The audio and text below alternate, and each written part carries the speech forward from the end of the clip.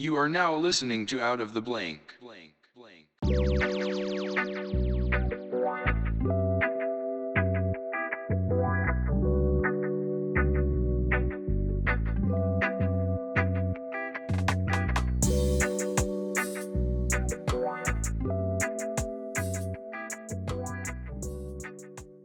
Welcome to another episode of Out of the Blank podcast. I'm here with Kevin Redmond. Hello. Kevin, tell me a little bit about yourself and what do you do professionally?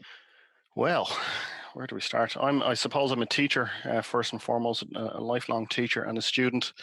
And had this idea years ago about business books and the amount of business books that I read and remember nothing from. And the concept was I've taught maybe, 50,000 people over about 20 years in various kind of formats, online and offline. And the problem I always had with teaching things to people, regardless what the topic was, is that it goes in one ear and out the other. And the same with reading business books. Like, say, for example, Robbie, if I was to ask you, have you heard of the book, The 7 Habits of Highly Effective People? The 7 Habits of Highly Effective People. I can say I've not read that book. Okay, well, it's sold, I think, close to 50 million copies, right, since it's come out in like the 90s, I think, and it's one of the top business books, like, that people read, like, when they're trying to get ahead. And every single person I've asked who has read that book, I've said, what are the 7 habits? And they can name maybe 2 or 3 of them. And I say, well, what was the point in reading the book? What was the point in that guy writing that book? If people are going to spend their hard-earned money buying the book, first of all, and then reading it over the space of whatever, 2-3 weeks, whatever, and remember nothing from it. Those books are brilliant, right? There's millions of books out there that are absolutely brilliant. There's a lifetime of learning in these books, and nobody can remember it. So that was the concept. I wanted to make sure I could teach people the content from these business books in a way that they'd actually remember it. So there's essentially three pillars to use, because is the name of my company. We want to make sure that people understand the content first and foremost. So what we would do is we'd explain the 7 habits, for example, out of that book. We'd explain the 7 habits, what they are, why these are the 7 habits according to this author. Then we teach a memory technique for each one. And we kind of follow up with you afterwards, after you finish the course, to test you on it. And the third thing then you do is you deliberately practice it. So you make sure that I'll give you an example. The first habit is to be proactive, to make sure that if you're in a business meeting or whatever it is, that you're being proactive, that you're, whatever that means to you. Then we get you to memorize that, and then we get you to deliberately practice it. So we'll give you what we call an action log, and you'll go and you'll put into your action log that, I don't know, next Tuesday, 10 a.m., I have a team meeting and I'm going to make sure I'm proactive about whatever. And then when it's done, your market is complete. And it's only at that point then that people start to really understand these concepts. And it's the point at which I would consider people to have truly learned something, when they understand it, remember it, and deliberately practice. Yeah, it's also keeping somebody accountable as well. Yeah, So it's exactly. like Yeah. if you give yourself a rule of tasks, maybe or like kind of deadlines to meet, it seems like people respond better with that type of stimulus. Also, I feel like when you're creating a vast amount of content using like digital courses and things, I think it's when it comes to how many books people read and the amount that they consume, and then also the amount of information they kind of retain in a way, it's a lot of people just they can't hold a lot of space in their head. It seems like half the time people read books, they're not truly soaking in the information. Yeah. Do you know what I notice actually a lot on Instagram and, I don't know, wherever else? You see so many people talking about the number of books they've read in a year. Like, I'm going to read 100 books this year. Well, so what? Like, but is it not That better and to learn? that every book is like a New York Times bestseller. I'm Yeah. like, all right, are they just tossing out that title willy-nilly? You buy that title, you spend $20,000 supposedly, and you get to the top of that list. That's what I heard. I don't know how true that is, but I would well believe it. And what's interesting is that somebody has a brand new bestseller. It can't be both things. How is a brand new and a bestseller? Surely it needs time to actually be sold. I've seen people before they've launched their books with the sticker already on it saying #1 bestseller. I'm so excited, my book comes out next week. You've already got the sticker on it saying it's a bestseller. So tell me what's happening there, you know.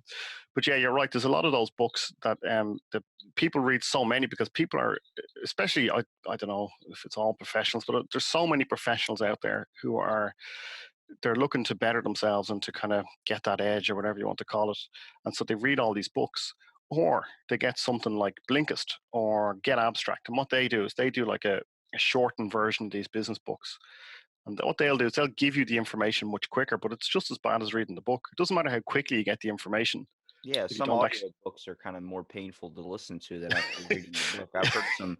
I've heard one that where the dude had a bit of a stutter and it was very difficult to kind of listen to, but I felt like I had to listen to it only because, I felt kind of bad. You But feel bad.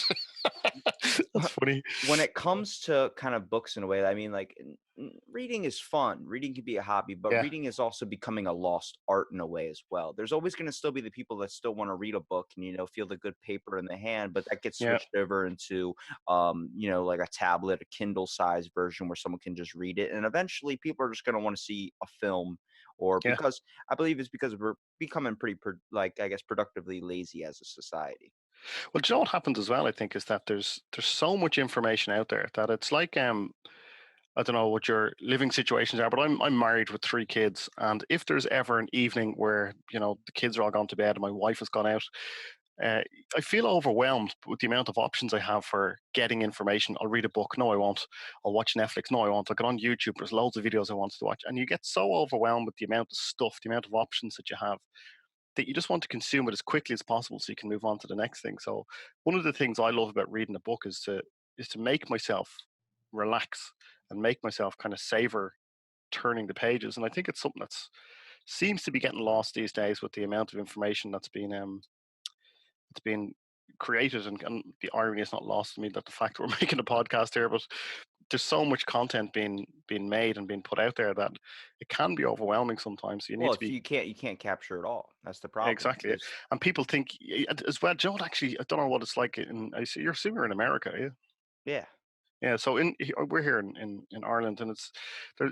Everyone I talk to about Netflix or whatever, they every new show that comes out is the greatest show ever, and you have to watch it, and you just cannot keep up with that stuff. It's really weird because Well, it's all an opinion too. We got to look at. I mean, how many I get recommended shows daily on the basis, and I always say something in the podcast where someone I'm podcasting with is like, "Yeah, have you ever seen the show Black Mirror?" I'm like, "No, I have not, and I don't really bother on watching it." I think it's the whole idea is there is an immense amount of content out there, yeah, and it makes it very, very hard, especially when you got things from podcasts, from things from music, from things from movies, and things from yeah, books.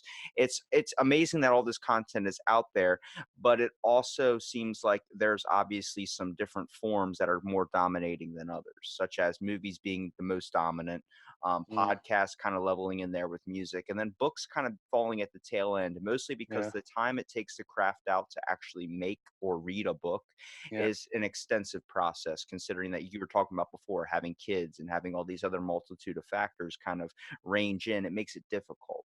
That's One of very the true. most inspiring things that I learned when I was older from a book was actually a Dr. Seuss book. Don't make fun of me for it, but I just did a podcast on all the places you'll go.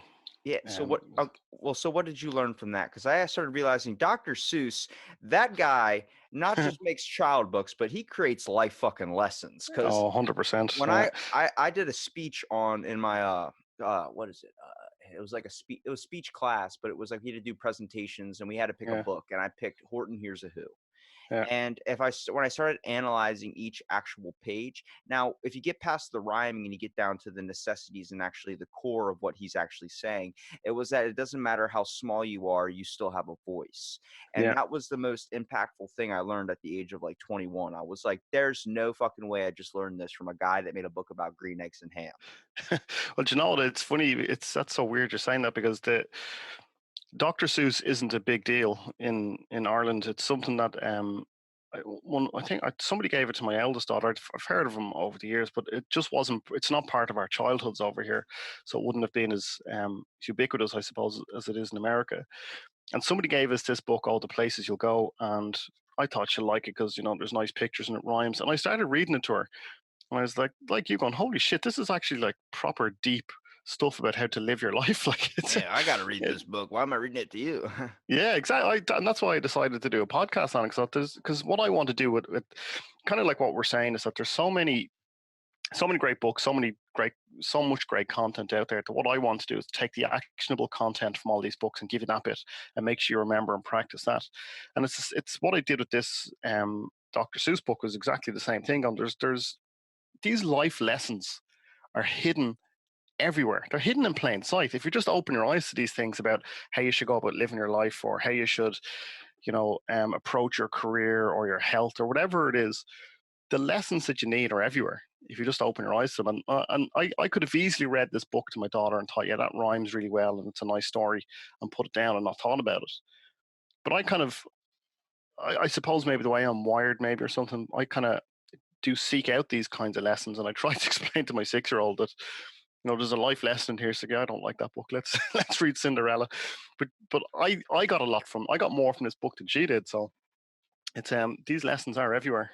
Now, when you create something like this or you read a book or something, what is the process that you go through? You obviously have to write a list of things that you have to narrow down to be able to kind of, I wouldn't say funnel the information for Mm, people that really don't have the time, like you're saying, creating a book faster for yeah. people to kind of be able to soak in the information. What is the list that you go through? Like, take me through your steps.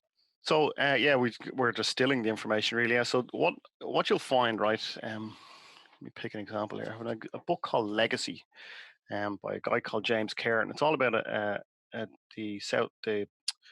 New Zealand rugby team who are dominating right for the last probably 20 years. And the book is called Legacy, and it's about how they built this system of leadership, and kind of they're self-contained and that kind of thing. And every chapter, there's 15 chapters in it, and every chapter finishes with like a learning outcome, is what you would call it in formal education. So when I'm creating one of these courses, I basically go to the end of the chapter, look at what the learning outcome is, and work backwards from there. Most books you'll find the actionable stuff in the book is it's usually the last paragraph in the chapter. For example, in that book, it's one of the things they say is a leader should be a source of clarity. So that's your learning outcome for that particular lesson. So you work backwards from there and you find a couple of stories, a couple of analogies, facts, figures, humor, whatever it is, that just kind of encapsulates what they're saying in that chapter. You put a few slides together, you talk over it, you record it. I do a few more bits and pieces, a few more bells and whistles. But you'll find that when you start looking at these books, they all follow the same format. There's whatever amount of chapters, and it's always the 7 secrets of selling, or the 10 top tips for negotiating, or 7 things for leadership, whatever it is. It's always the same. You get the most actionable content and work backwards from there. And so I use a piece of software called Articulate Storyline. I make it in that. I put it up onto a WordPress website, and we're up and running then. So actually, what we did is we're relaunching now in January. So the plan is to have the 3 most successful business books of all time. We're going to relaunch with those, and see how it goes from there. So that's our plan at the moment. Do you find when you're creating these faster paced books or more information for people to seek out, do you find that it depends really on the book as well? Like, do you just stick to lifestyle tips and motivational things to kind of that you can experience in everyday life? Or do you try and find things like fantasy and trying just to do any type of book? Because I know you No, had specific ones on your page, exactly like the wisdom of yeah, psychopaths too. wisdom of psychopaths. Yeah, it's a good one. Yeah, so the short answer is no. It's all kind of what people would call soft skills, like leadership, persuasion, sales, communication, all those kinds of things. And the only reason for that is because that's what floats my boat. Really, that's the stuff I'm interested in. Is those kinds of topics, and there is learning in all books. Like there's no doubt about it that every book will probably teach you something about yourself. But But more those like kinds of books, pulling out information that's like successful lifestyle livings or tips that you should be using that can might help motivate you or get more yeah, productivity into your yeah, life. yeah, yeah, exactly. Yeah. So yeah, a lot of the things, from a marketing point of view, I suppose we talk about from a professional point of view, but really it's almost like a Trojan horse. It's not just professionals. A professional is a human being, and that's ultimately what I'm interested in, is helping. Do you know what? Actually, I'm just while I'm talking now, I'm reminding myself of something. Tony Robbins. Don't know if you're a fan of him. But he runs a course called Business Mastery, and he says that he asks all of the people, all the participants, he asks them two questions. The first question he asks them is, what business are you in? So for me, that would be, well, I'm in e-learning, right? I teach soft skills or teach leadership skills or whatever. But the second question then is, what business are you really in? And I think that's a hugely interesting question for people to have to answer about their own business. And that to me is like the Trojan horse kind of thing where, well, the business I'm in, yeah, is e-learning, but what am I really in? I'm in the business of showing people how to be happy. I'm showing people how to find fulfillment and how to find inner peace, really, in what they do and finding meaning in their life. And I'm working towards that in a very deliberate way. And they're the kind of things that drive me. Is what was that? Something beeped there? Did I get an email or something? What that was? Well, with so many information like processes that you have to go through for these books, have you ever thought about writing your own? I mean, you're basically shortening down everybody else's books to give Yeah. information to the audience quicker. But have you ever thought about writing your own, like shortcuts to write a book or read a book? Like that's what you could title it. Yeah, I have, and I actually did write a book. It's called. I never did. I wrote it and then used because kind of started up then, and we went with that. But I called the book "Reasons You Might Feel Bad," and it was basically, I think it was about 12 or 13 different reasons why you might feel bad about your life or about things that are happening in your life and what to do about them. So, yeah, I did. But to be honest, and again, it comes down to those two questions: what business I'm in and what business am I really in? And the business that I'm in is education, but the business that I'm really in is helping people be happier. And to me, it's the more you think about those things, the more niche it should become, the more kind of filters down and funnels down into a more and more specific area. And my very specific area is converting those kinds of books into courses, is to point these books out to other people, to point out the learnings in these books to other people. So yeah, there's probably a book in my future that I will write, but I'm just not at that point yet. I'm just not there yet where I feel that desire, I suppose, to Well, push it you forward. touched on a very important question. You said the reason to be happy. I mean, the Mm, reason to be happy is a question that seems like it's a different answer for everyone, but seems like the yeah, answer is it's so veiled that you can't find it. I mean, so many people live their whole entire life never finding true happiness. I mean, you've found happiness through education and through teaching. yeah, A yeah. process. The way you have to do it though, and this is hugely important, it's a different answer for everyone. And you have to deliberately practice these things. You have to deliberately practice. You have to deliberately think about what you're going to do to make yourself happier and then take action. These things, you can read all the books you like, you can take all the courses you like on usebecause.com, and they won't help unless you actually do it, unless you actually deliberately practice these things. I think that's hugely important for people to understand as well, that it isn't just knowledge is one thing, action is something completely different. Well, it seems like, I mean, I think we can both agree that the world seems like it's going into a really crazy place every single Yeah, day because I think it's the amount of information that we have at our fingertips and the amount of how it really kind of solidifies us in our own comfortability status, I would say. We're not choosing to express ourselves and be more open and communicating with anybody anymore because it seems like trying to do that is a very painful process. I yeah, mean, we're seeing at younger and younger ages, kids are losing kind of the basic developmental skills because the parents don't have the time to get there. The teachers don't have the time to teach them.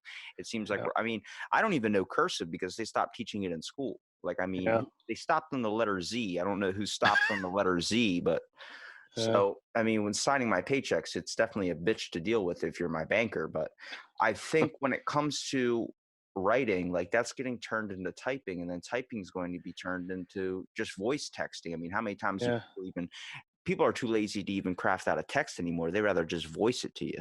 yeah, yeah. And it's interesting then that, like, my daughter, I didn't know this until a while ago. My daughter's learning cursive in school, and you wonder how valuable that will be to her. Surely, are they better off learning about how to use iPads and how to, like? There's a lot of talk about, you shouldn't let your kids near your phone and all that kind of stuff. But like, that's their future. That's like, surely there must be some sort of balance between letting go of the past and embracing the future kind of thing. It's a hard one to know, like how much screen time should a kid have. Um, Well, how you know, difficult is it for you as a parent to see them like understand that the risks of kind of having this what we call an information age, but all these yeah, technological things. I mean, having a cell phone seems like it's beneficial to because you want to know where your kid was. I mean, when I was a kid, the first phone that came out or whatever, when I was like 14 or something, was called an Amigo, and it only let you call 4 people. You know, yeah, one was uh, 911, and the other two were your parents. And then you get like a mess around number. And mine was my cousin. yeah, yeah. Well, actually, what we do, me and my wife, is on Saturdays we have no screen Saturdays, where the TV doesn't go on. My wife and I leave our phones away from us. The kids don't get any iPads or anything like that. And we only introduced it about 2 months ago, and we thought there was going to be, murder over it. We thought they'd go crazy, and they just don't care. These just once on a Saturday, they just play something else, and it's amazing to watch how they play much more creatively when there's no screens, and when there is a screen, they'll just sit in front of it all day if we let them. So when we tell them that there's no screens on Saturdays, they just do something else. They just play with Lego, or they build forts in the sitting room, or they go out on the trampoline. They'll do all sorts of things. It's amazing how they just don't seem to care. We thought there'd be a big backlash when we introduced it, but there isn't. So I think they're as happy to be away from them as well, because there's no question everyone's addicted to their phones. Yeah, my Uh, nephew is only like two. I think he's going on 3 years old now. And my brother's mm, girlfriend's a kindergarten teacher. So what they do is there's no TV. Like he's not able to watch TV or anything. I'm like, yeah, he's never going to know what Jaws is. Like, how do you not warn him about the dangers of the ocean? yeah, And like that's my all-time favorite movie. So they get upset like if I have to babysit or something because they'll yeah, know I'll turn on some type of good movie to watch. But yeah, she sends Snapchats of her son, and it's crazy to see my nephew just in a corner reading books, like just yeah, flipping through them, not having a care in the world about television or video yeah, games or anything.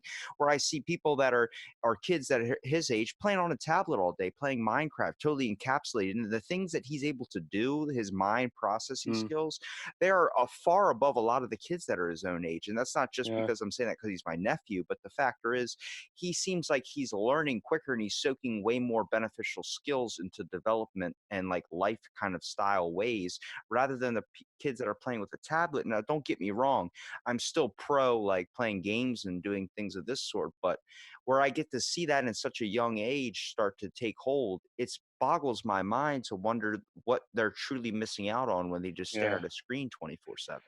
yeah. And you know what, as well, as a parent, it's so easy to give the screen to the kid because it makes them be quiet, Yeah, right? it stops them from crying. Yeah, yeah, and it can be it's an easy win sometimes as a parent, and it's a weird thing because as adults we're just as addicted as kids are, I think, to phones and to screens and stuff, and that mindless scrolling that we all do. So yeah, I don't know, it's a I think weird one. it's a lot like the birds and the bees talk, I think. I think like if you don't get it at a young age, you're never going to know that that's out there. But then Yeah, like if you go your whole life without having a birds and the bees talk, when you get older, when someone plops it right in front of you, you're like, "Whoa, what the hell is this?" And you're freaking out because you don't know what to do. Like they yeah, have this device, this system of technology that is going to influence their lives because it's just that's what we're about. That's we have these devices. You're not going to not know what this is. But if you're too addicted to it, if you're too surrounded by it or influenced at a young age or just throughout your life, you end up not knowing what it's like to have some of the main things, like maybe learning how to read another language or learn another language. mm, yeah, it's very true. Yeah, it's hard to know what to do or what to think about it, because it's all happening so quickly as well. Like, even the fact that you and I now are sitting on opposite sides of the world just having a conversation, that's because of technology and being able to understand technology. So uh, it's like I said, it's hard to know whether how much to let them in on, and how much to make them sit in a corner reading a book, kind of thing. I It's think it's strange. definitely there's an appropriate number. It just seems like we have to find it per person. It seems like everybody's habits and lifestyles a little bit different. We need to adjust to, a way to be able to focus this. I mean, Yeah. does this scare you having like this company that started up and it seems like it's now being transferred, like like books are kind of looking like it's going to be like a dead art in a way. Like there's still going to be the classic literature and there's always going to be books made, but it seems like it's easier for people to get it on their screen rather than have it in paper. Yeah, it doesn't worry me. To me, it's just it's a different medium for receiving information, and for a long time, writing books and reading books was a good way to get information. Whereas these days, people want it quicker. They want it way more conveniently. Um, so, like from a business point of view, there's a huge opportunity for us to exploit and to take all of those books and do something more dynamic than just having somebody passively reading the information.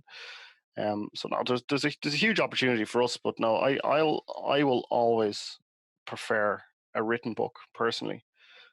Even though it's kind of contrary to what I'm saying about what my company does, there's something just very romantic for me about having a cup of coffee and sitting in a coffee shop somewhere reading a book. It's to me it's unparalleled. That's my natural state. I think if I was not required to be anywhere or to do anything, that's where I would naturally gravitate to, as a corner of a coffee shop with a bucket of coffee, I mean, reading a throughout book. your life, have you ever read one book that you can probably think of that has been the most inspirational to you and one that's kind of solidified in your mind as that was a great read? Yeah, Mastery by Robert Greene. It's actually sitting in front of me right now.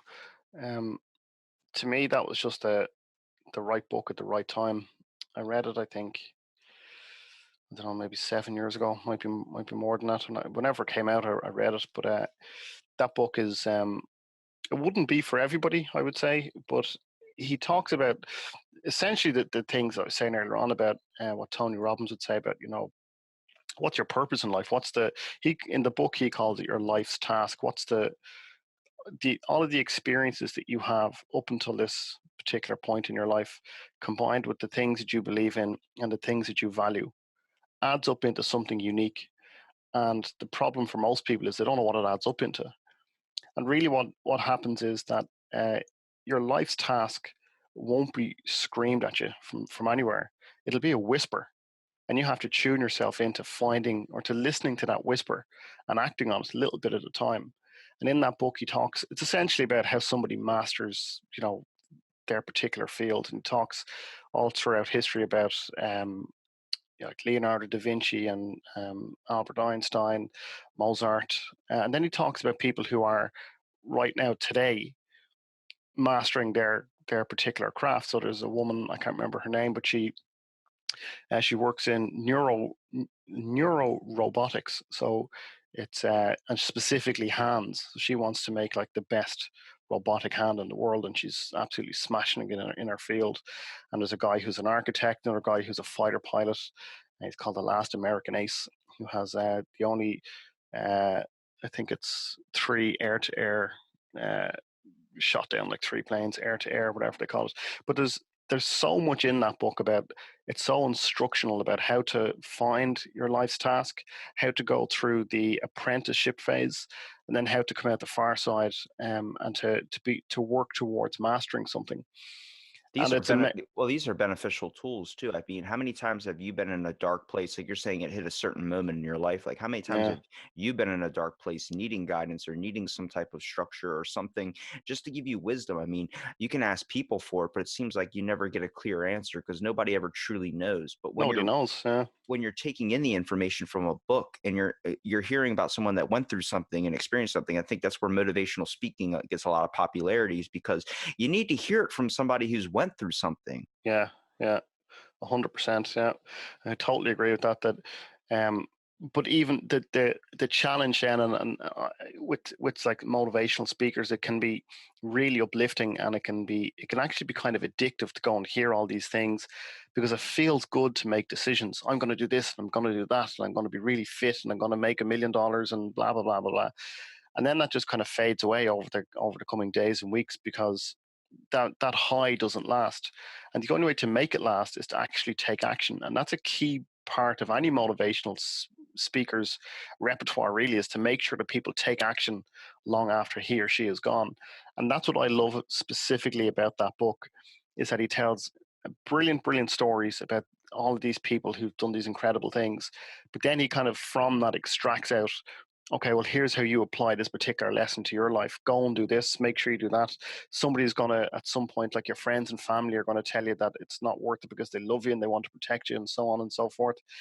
But you have to break through the boredom. You have to break through the naysayers. You have to focus on what it is you're supposed to be doing.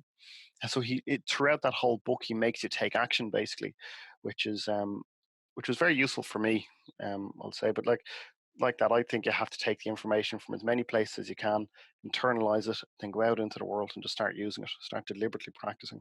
I think books are a key feature that a lot of people can choose to let it unlock something inside of yourself. I never truly had the time to read books. I mean, I had the time, but just not the patience for it. Yeah, I mean, I'll take you back to my seventh grade and sixth grade classes. I had this enrichment class, and we talk about how people read at different paces and people are at a higher reading level. I got put in the slow class for reading only because I had ADHD and it was very hard for me to pay attention.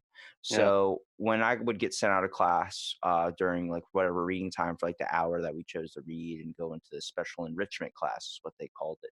It was me and a couple other students where they were stuttering and going very slow, just trying to get off like one word or one sentence. And I could read a whole page in under like 30 seconds. Doesn't matter if it was a Harry Potter book. I'm very applying it is the problem and keeping my mind at yeah, a tent. But I yeah, found that when I had the free mobility to like choose the book that I wanted to read, I could truly get lost in something. And this is where I discovered these books that I promise today that my cousin's entering the school next year. So I'm going to try and like be like, oh, I'm here to see my cousin. And then just slip into the library and try and take some of these books because it was an intermediate school. So around sixth, seventh grade. And these books are like they're comic book style drawn, like they show imagery like that, but yeah, they taught stories and folklore throughout like Greek mythology and other types of religious kind of beliefs type thinking. It made me learn a bunch of things about Greek mythology where I found an interest, where I ended up reading like the Percy Jackson series and so much yeah, of this stuff that I did not know interests me so much. I mean, I practically love Greek mythology. I would become a teacher if I could in that. But when it comes to learning, it just depends on the person. But if you take the time to read a book, I mean, I found when I used to go to see plays in school, like on field trips and stuff, I would go see Edgar Allan Poe plays and all these types of things. I never truly understood or paid attention to what was going on. I was just like, oh, it's a fucking field trip. Let's go. And, we get to go to a whole new place, get out of school. Hooray. yeah, And it's like, exactly. Yeah, yeah. And then I ended up being like punished and sitting by the teacher the whole time where I couldn't do yeah. anything. But I go on. Sorry, go on, go on. when I started actually looking at some of the plays like Edgar Allan Poe's The Raven and decided to go and read that myself and then reading Monkey's Paw, I really found a deep connection with the book as well. I mean, the amount of styling and writing that was fused together to be, I mean, it's something that can truly blow your mind. Yeah, I think I think I'm not sure who the quote is from, but it's something like, "Don't let school get in the way of your education." And it's so true that, like, those few years you spend in school, say from what you would call probably sixth or seventh grade, right up until, is it 12th grade? Is that when you guys finish? Yeah, 12th grade. Yeah, so we call it like first year up to sixth year, right? That's so first year you're about 13 years old, sixth year you're probably 18, and those 5 or 6 years that you're in school, they're so ridiculously formative for who you become decades later, and they have such a massive impact on how you talk to yourself for the next 10, 20 years, 30 years, unless you actually find a way past it. Because when I was in school, I was shit at all of my subjects. I couldn't do any of them. And I remember thinking, well, obviously I'm not particularly smart because look at all the subjects that I do and I'm no good at any of them. And then you start to realize that after I finished college and when I went out into the world of work, the things that I'm good at are not tested in school and they're not even taught in school. Things like being able to read a situation, being able to understand other people's emotions, or to be able to deliver a presentation, or to be able to sell something to somebody. Those things are never tested. They're not even taught in schools. And so people go through those really, really formative years just being taught the wrong things. just being taught things that are just of no fucking use to anyone. Yeah, I they wouldn't taught me say, the fucking Dewey Decimal System, and I don't even use that today. Like, when the hell am I going to use this in my everyday life? Can you teach me yeah, how to maybe do taxes or maybe sign up for medical benefits, or exactly, yeah, even at least make a doctor's appointment without my yeah. parents having to do it for me? That'd be Or amazing. how do I get on a bus? What do I do when I get on a bus? Like, who do I give the money to? Like, those things are just so much more important. Like, I'll tell you something that's really funny. Is that as shit as I was in school, I somehow managed to get into an engineering course in a pretty decent college here in Dublin and finished that. And I got quite good at mathematics. And as it turned out, then I went back and I became a maths teacher. And uh, like for me, it was like a full circle kind of thing. I was absolutely clueless about most of the things we were doing in school in math class. And then when I went back to teach, there was one day a student said to me, he asked me, "Why do we have to do these quadratic equations?" And just like you're saying there, I was like, I have no idea. Just because that's what's in the When am book. I ever look, I asked that question so many times. When am I ever gonna need to know when train A is going to station B at 45 miles per hour and that Yeah. duck flies across the road? And then I podcasted with the train conductor and I was like, dude, your life turned into my worst math problem I've Yeah. ever faced. Yeah, that's very true. But like I think, and actually even as well, my own the college course I did electronics, right? Did electronic engineering, and I worked at it for about 20 minutes, and I realized this is not for me at all. But really, what it taught me was how to think. And I think that's something that isn't focused on enough, both in school and in college. It's not just about the actual subject that you're learning, it's about thinking your way through a problem. That's the biggest thing I learned from college, and the thing that served me best over my entire career to date is how to think through a problem. The things to me that are common sense, other people just don't do or don't understand. They just kind of dive into a problem rather than trying to define the problem first. All those kinds of things are, it's almost like you learn those things by accident. Like that wasn't the purpose of what you were doing in school and in college, but they're the actual, that's the real learning that happens. That's the real education. Or it's how you make friends, right? That's what school really is about. It's like the social aspect of things. Like, how do you make friends? How do you diffuse situations? How do you approach somebody of the opposite sex? All of those things are hugely important, but you learn them almost by accident in school. They're never focused on. They focus on, like I said, the Dewey Decimal System or fucking quadratics or you know. Pythagorean theorem, which I still don't even know what the hell that means today. When someone brings it Yeah, up, I'm like, did you just sneeze?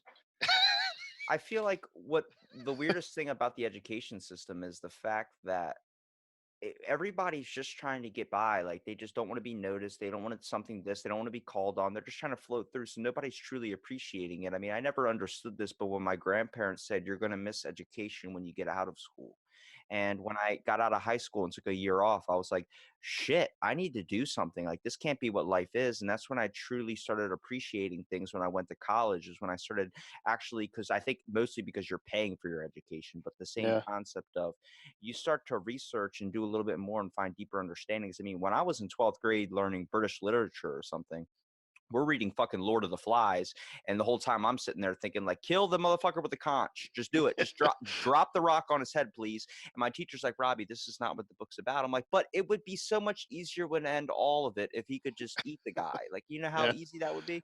And she yeah. was like, you trying to tell me, like, did you find the theme? Did you find the mood? I'm like, I didn't, honestly, I I don't don't, give a shit. because the only thing I'm thinking of is that I have Step Brothers loaded in my DVD player when I get home, and I'm going to be eating a nice bowl of Cinnamon Toast Crunch for dinner because I'm 16 years old and I can do what I want. And I really I took it. I think we all take advantage of it as we're kids, but then as we become adults, we wish that we would have taken the time to learn more. But it's hard to see that view when we think we don't really truly know what the world is yet. Yeah. Is that what led you to this podcast? Oh, what led me to this podcast, man. I've said it before, but it's I had a I mean, after I think when you get to the age around like your 20s, you start working and you're doing things and you realize like when you're, especially when you're 21 and you don't drink like me. The reason why kids my age drink is because like they're pretty depressed and you start to get in Mm, a little bit of a slump. You're living the same thing over and over again. You're not changing anything up. And it seems like, is this what life really is?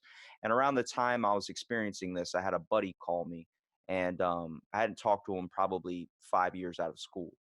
And he I mean, we only sat lunch together and ate like shared an occasional 30-minute conversation, but that was it. Yeah. And he called me up. He said, "Hey, man, what are you doing?" And I said, It's 2 o'clock in the morning. So, I mean, I'm kind of like laying in bed. I got work in a few hours. And he's like, "Oh, man, I'm on my roof right now." I'm like, "Okay. You sound pretty drunk. You probably shouldn't be on your roof." "Yeah, I'm about to just end it all." And he got really deep with me and started confiding about this place of depression that he was suffering through. Then I realized I was suffering through the same exact thing. Wow. And we talked for a couple hours, and then next thing I know, it's like 4 in the morning, and he's like, "I just want to let you know, like, I called you because I knew you were a real person, and I really appreciate you. And even though we never get to hang out, and never get to talk really outside of school, I know it's been like 5 years. You're a real person, and I really appreciate you." And it meant so much to me. Where he ended up talking to me about it on a podcast I did with him. His name's Brooks Holloway, great guy, but Mm, we all get into a place where we need wisdom, we need guidance, and it seems like when you're going through school, like when people say, "What are you doing?" "Oh, I'm a student. I'm going to college." Like, but what do you want to do when you get older? "Oh, when that time comes, I'll figure it out." yeah. That's our safeguard answer. That's why a lot of kids go to school, because they don't know what they want to do. And then eventually when they get towards the end, they're like, "Shit, I got to find something I do need to do." A lot of kids don't even apply their degrees. And it's the factor of, we're living in this world where it's like you're seeing people become entrepreneurs now. Like, so Mm, there's so many options. People are writing books, people are doing this, people becoming self-business people are working from home. A whole new kind of thing that was not seen to the structured lifestyle that the education system taught us, which was living this 9 to 5, or yeah. working this 9 to 5 job, you know? Yeah. And I feel like now that our lifestyles and the way people can get a job nowadays have started changing, our education systems to start changing it as well. Instead of giving kids, the basic elements and the basic literatures and making them take calculus or something, decide like, what are you interested in? Oh, you like working with your hands? Well, let's put you maybe in an automotive class. Let's put you in something where we can get you up and moving around. If some teacher Yeah. would have did that to me when I was sitting there sharpening my pencil 50 fucking times to the point where it was down to the metal part near Yeah. the eraser, it would have helped me out so much. I couldn't sit still, and you're going to try and teach me the Pythagorean theorem? Okay. Yeah. Yeah, good luck Yeah. with that one. I used to teach a kid. He used to throw chairs across the class like he was just, out Put of him in gym control. class. Put him in gym class. But you know what? All he needed was the smallest amount of personal attention, and he was just made up. He was just delighted that I would just come over and give him some questions out of the book that I knew for definite that he could do, and he was happy. And it's so ridiculous the way the education system is set up. Both I know how it is in America. I know how it is in Ireland and most of Europe. It's set up to feed people into factories. And I used to teach a lot of teachers as well. I used to teach people how to teach. And there's this idea that teachers, if everybody looks like they're paying attention, then they are paying attention. And it's bullshit because like you said, you're kinesthetic. You need to be up and moving. You'd probably learn better up and moving, walking up and down a hall with somebody reading something to you and you reciting it back or whatever. There's so many different ways for people to take in information.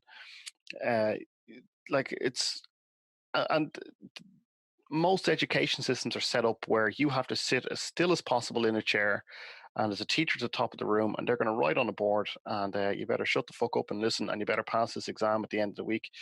There's so much wrong with the education systems everywhere. That's my ultimate goal is to I'd love to make a documentary about there's some great education systems out there. Finland, of all places, has a brilliant education system. There's certain schools in the UK and in Ireland that have there's a set of schools in Ireland called Educate Together, and they focus on exactly the things you're talking about, the things that are um, they understand that everyone learns in a different way, and so we're going to teach you in a different way. We're going to teach you the way you want to be taught. Incredible places. They teach entrepreneurship, they teach podcasting, they teach all sorts of things that are much more relevant to the way the world is today. But it's so sad to hear people who have gone through just a ridiculous education system, and then they spend the next, like I said, decade or two trying to figure it the fuck out, like trying to figure out how to put their own thoughts in order so that they can actually make something of their lives. That you get so handicapped in the first 10, 15 years of your life because you're just taught completely the wrong way. I feel like you were saying before, these educational processes that everyone learns a little bit differently. We got our visual learners, our vocal Yeah. learners, our self-taught learners, the ones that seem like they're more motivated when someone tells them not to do something. I mean, that's the whole reason I went to college, because someone told me I wasn't college material. I was like, fuck you, I'm Fuck college you. material. Like Yeah. I literally told them, I was like, oh, I'm not going to college. I'm not cut out for that shit. And they're like, yeah, maybe you're not college material. I'm like, Fuck you. yeah, what you say? Like, I'll go to college. I'll show you. And I ended up getting Hilarious. my degree, and it was like, I want to go back. Out of spite. You Yeah, got a degree out of basically. spite. It was fueled by spite and energy drinks to write those I papers. love it. You want to talk about where your job comes in handy is the whole factor of whoever made WikiHow or whatever the hell, every Wikipedia quick link site that made Yeah. me write my college papers. God bless you, sir, because you crafted me so much more time to be able to do nonsense bullshit on Dragon City on my phone. Because I mean, I think when it becomes to actually kind of teaching these things, I mean, I had a teacher. The education system did give me a bit of a fault. I ended up not taking math for 3 years in my high school, and you only take high school for 4 years. So at the last year, my senior year, they're like, you're missing like 3 math credits, and they're about a year long, like classes you have to take just to get 1 credit. And I'm like, so what are we gonna do? Like, I'm gonna graduate, so I need to know how. Like, we're gonna put you in this class called Bridges Credit Recovery. I'm like, oh, what's that? It's interesting. They're like, oh, you'll see when you get there. It's fucking alternative education. Yeah. So what happens was I showed up. I'm in this class where I really shouldn't be there. The teachers knew that. We had the baseball coach as one of the teachers sitting in one corner, and we had the basketball coach in the other corner. They would sit there and talk about the games that were coming up, places they're traveling, and all the games they had last night. And then it was literally all these desks that were basically forward one way towards a whiteboard. It was like in a closet style room. And there was a few other kids in there, but those were the kids that got sent out of class from like stapling another student, or, like telling the teacher to fuck off. And I'm just sitting there like, man, the school system fucked me. That's why I'm here. And they go, yeah, it did. And they literally admitted to it. So what they were like was like, just pull out your phone. So I would just like, I would play on my phone. And after a while, you get bored of playing on your phone after like maybe an hour or so, first couple of classes that you go for that week. You're like, all right, there's got to be some other shit to do. Like, give me something to do. They were like, as long as you show up, you get an A. So I would show up and he'd be like, Rob, do you want to take a walk around school? Like, do you want to do anything? So I would end up going into the gym class at least some weeks. But I found that I would pull out my cell phone, and instead of going and playing a game or doing something, I would put on music and I would start doing self research for myself. I ended up wanting to build a fish pond with my buddy, which we did. And, long story short, we ended up killing the fish after like a year. But it was a beautiful pond. But when it That's ended the up, main thing. yeah. But when it ended up coming down to it, the amount of research I did, like researching fish styles, learning about different types of koi, learning about the types of water filtration, all these things. And the one main thing I overlooked was that you don't throw chlorine into a fish pond. And I wanted to make the water clear. I made that quick jump. But when you end up doing all this research and stuff, and I had to motivate myself to be able to do that, I found that I was getting interested in things and going down really long rabbit holes and things that I never thought my mind would ever let me be able to do. I mean, I used to do a spin-off podcast off of this one that focused on specific topics called Fill in the Blank.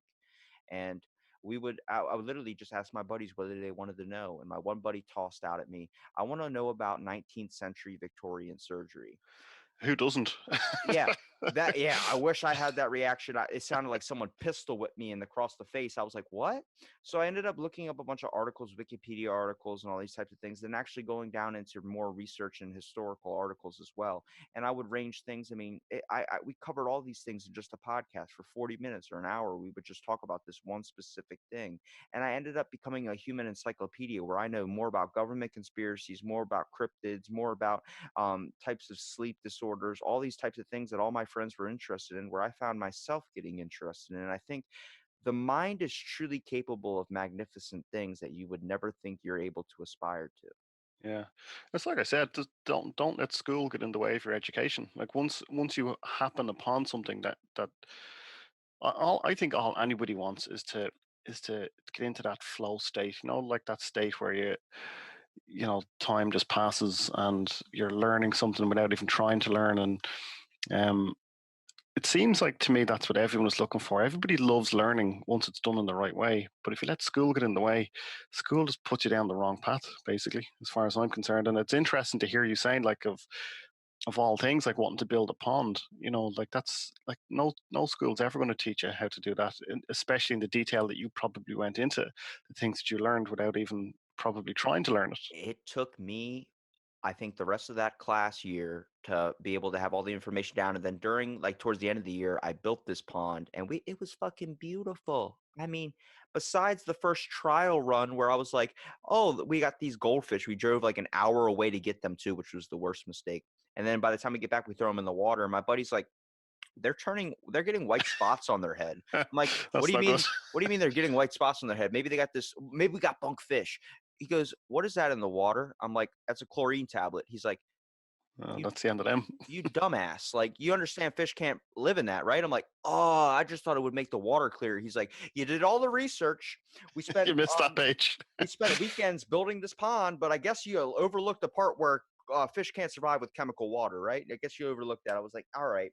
But then we rebuilt it. It took us another week to put new water in and do all this type of stuff. And we built this pond, and to see it last, I mean, it lasted a year and a half, and eventually winter came, and kind of we had this one bad winter where it was like froze the whole water over. Most of our fish died, but our koi fish, I found out that they hibernate. So they actually sat at the bottom and waited until it thawed out and they became alive. I mean, they were, Wow. able to move around again and started, it was crazy to see. Like, these are types of experiences that I've had where I was doing my own research and got really far down deep into a rabbit hole on something that I would never ever trade back. Whether it ended good or bad, it was something that I think everybody experiences in their life, and you never truly understand that until you find something that you're interested in to chase after.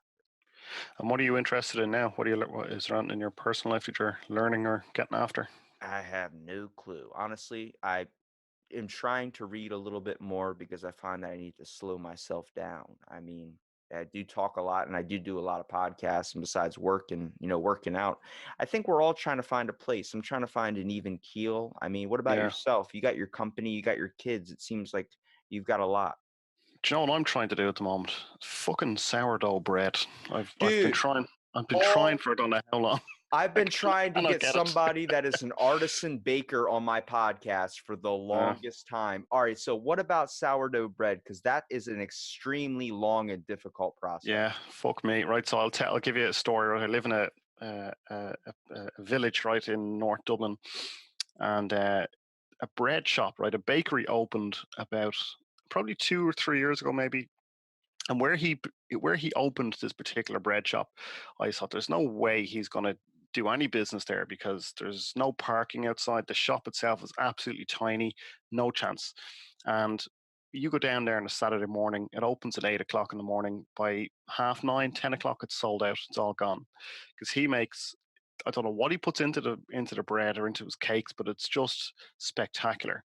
So uh, the sourdough bread I've made some really decent bread. It's been nothing like his sourdough. I don't know how the fuck he does it. He's given me a recipe. He typed it all up, gave me the recipe.